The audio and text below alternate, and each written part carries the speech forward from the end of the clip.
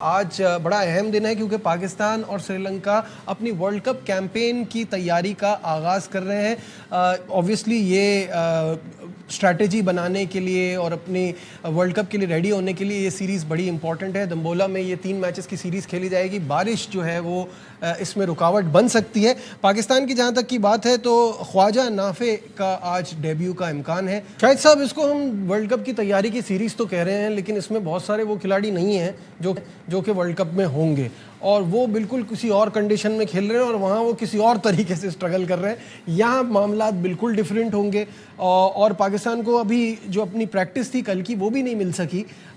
تو اگر بارش نہیں ہوتی اور میچ ہوتا ہے، کیا دیکھ رہے ہیں اور اس سے کتنا فائدہ دیکھ رہے ہیں ورلڈ کپ کے لیے؟ فائدہ تو ہوگا. سری لنکا کی کنڈیشن میں آپ جا کے کھیل رہے ہیں، اور دمبولا ورلڈ کپ کا وینیو نہیں ہے. کولمبو کے 2 وینیو ہیں اور پالیکلی کا وینیو ہے. پالیکلی بھی ہم سپر 8 میں جائیں گے تو وہاں پر سپر 8 کے 2 میچز ہیں، تو دیکھنا ہوگا. لیکن اچھی طرح ہے، ٹھیک ہے. سری لنکا آپ کے اگلے راؤنڈ کا حریف بن سکتا ہے. جب ہم گروپ 2 میں جائیں گے سپر 8 میں، تو جو 4 ٹیمیں ہوں گی ان میں سری لنکا آ سکتا ہے اگر وہ اپنے گروپ سے نکل کے جاتے ہیں تو اچھا ہے. اور جہاں تک ابھی یہ خواجہ نافع کی بات ہو رہی تھی، تو ابھی لیٹسٹ سچویشن یہ ہے کہ خواجہ نافع کا ڈیبیو نہیں ہو رہا، وہ نہیں کھیل رہے، تو وہ ابھی عثمان کے ساتھ ہی جائیں گے. اگر آپ نے ورلڈ کپ میں طے کر لیا کہ عثمان کے ساتھ ہی جانا ہے تو پھر عثمان کو پورے موقع دینے چاہیے. اور مجھے نہیں لگتا کہ شاید خواجہ نافع کو پورے تینوں میں سے کوئی بھی میچ ملے. ایک میچ بیچ میں دیکھ کے کھلا کے دیکھنا چاہیے، اس لیے کہ پریس کانفرنس میں جس طرح سلمان آغا تعریف کر رہے تھے اس سے لگ رہا تھا کہ شاید انہیں چانس ملے گا. دوسرا یہ کہ سلیکشن پہ اتنے سوال اٹھے ہیں، سمت کو چانس مل سکتا ہے. اب پاکستان میں یہی انسرٹینٹی رہی کہ کیپر کون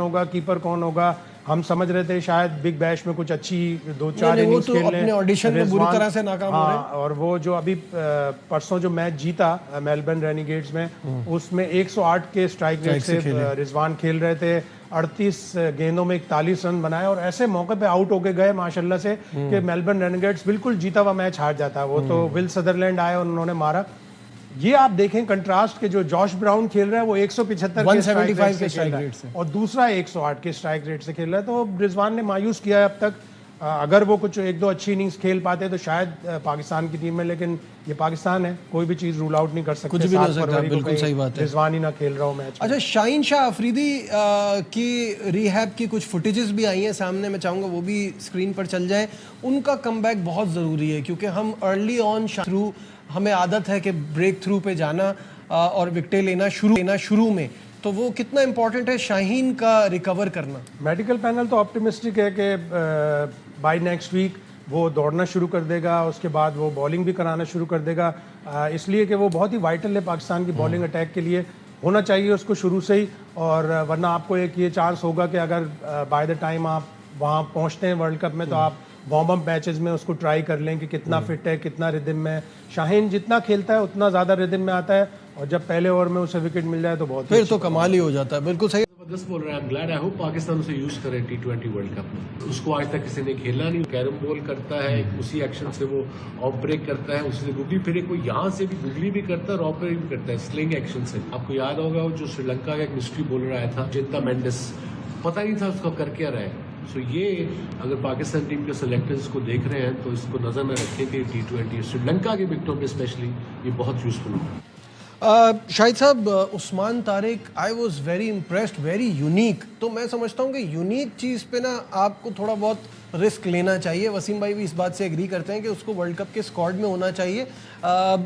ایکشن پہ بہت لوگ بات کر رہے ہیں، لیکن ابھی تک کوئی ایسا مسئلہ ہے نہیں. کیا کہتے ہیں؟ صرف آپ ہی نہیں، بہت سارے لوگ امپریس ہوئے. وسیم اکرم بھی امپریس ہوئے، کیرون پولارڈ بھی بہت امپریس ہوا، لیکن اس کے ایکشن میں ہے تو مسئلہ. اور اگر آپ نے اس کو ورلڈ کپ کے اسکواڈ میں شامل کیا تو انڈیا والے تو جیسے ہی دیکھیں گے کہ اس نے 3-4 آؤٹ کرنا شروع کر دیا، اللہ کرے کہ نہ ہو. He is a very good chap, very good bowler, surprise package ہو سکتا ہے. لیکن جب بھی وہ انٹرنیشنل امپائرز کے سامنے کھیلے گا کوسچنز اٹھیں گے. ٹام بینٹن نے اٹھایا اور پورا ایک آرٹیکل دا نیشنل میں UAE میں پال ریڈلی نے لکھا کہ اس کے ایکشن کے اوپر باتیں ہیں. اس نے آ کے اس آرٹیکل میں یہ بھی بتایا کہ میری کوہنی کے 2 کونے ہیں، اس وجہ سے تھوڑا بینڈ آتا ہے یا یہ ہوتا ہے. اب میڈیکلی اب ICC میڈیکلی اب اس کو ایکسیپٹ نہیں کرتا. مرلی دھرن کے بعد سے اور شعیب اختر کے بعد سے انہوں نے ایک نئی رول میں ایڈیشن کی تھی کہ اب میڈیکلی اگر ان باؤنڈ آپ کو کوئی ڈیفیشنسی تو اس کو ہم ایکسیپٹ نہیں کریں گے. تو اب up to I C C, up to match referees, up to on field umpires کے اس کو کھیلنے دیں گے یا نہیں کھیلنے دیں گے.